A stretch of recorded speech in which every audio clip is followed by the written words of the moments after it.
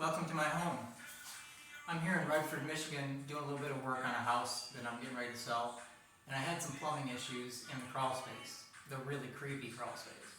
So I thought I'd just share some information that I learned this weekend and show you some tools just to give you a proper heads up if you decide to do some of the stuff yourself.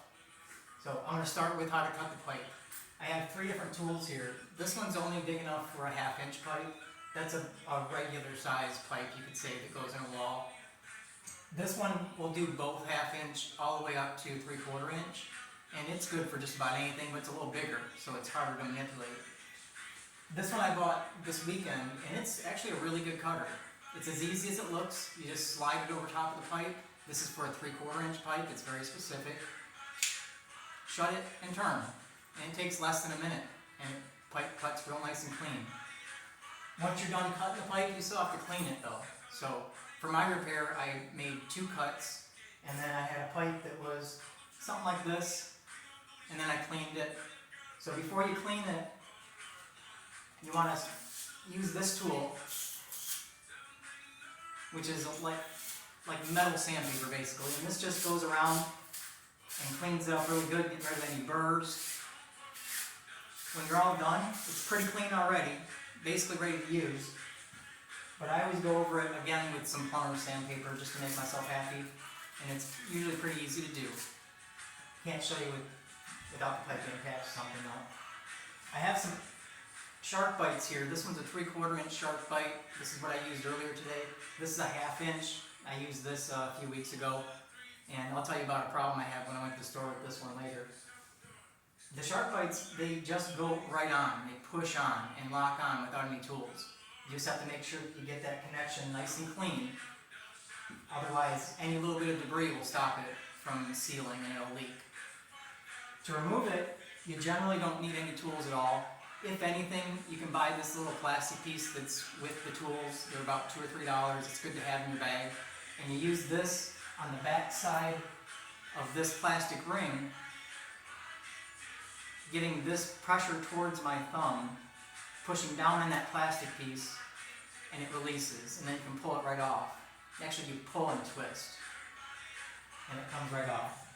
They do make removal tools, and because of the situation I was in this morning, I went and got some. I was a little bit desperate because I couldn't get any leverage up where I was at, and I was also working with this elbow.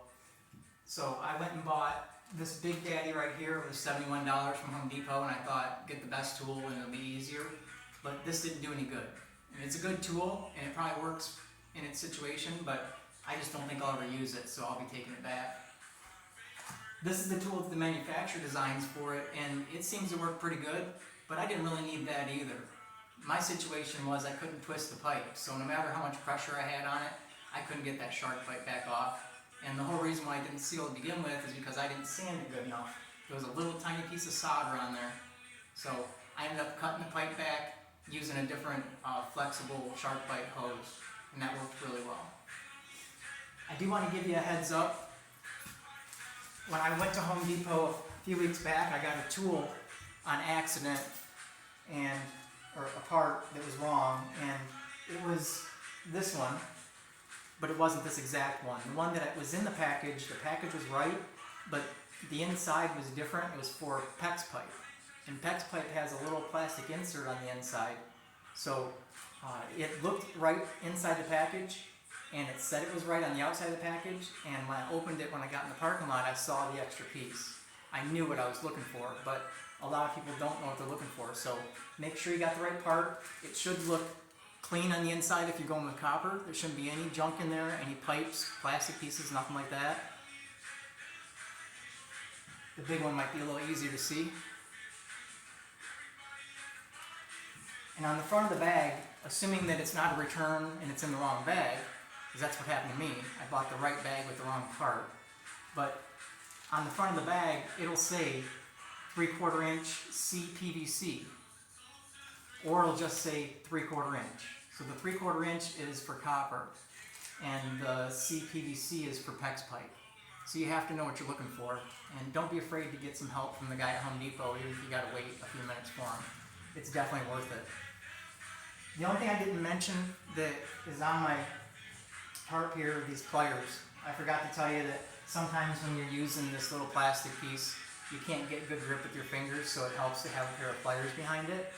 But sometimes you don't even need this. You can just use the pliers. It just depends on your situation. Just do your best not to mess up this little plastic piece. If it starts getting all gummed up, then you might want to stop and get a different tool because you're probably hurting it.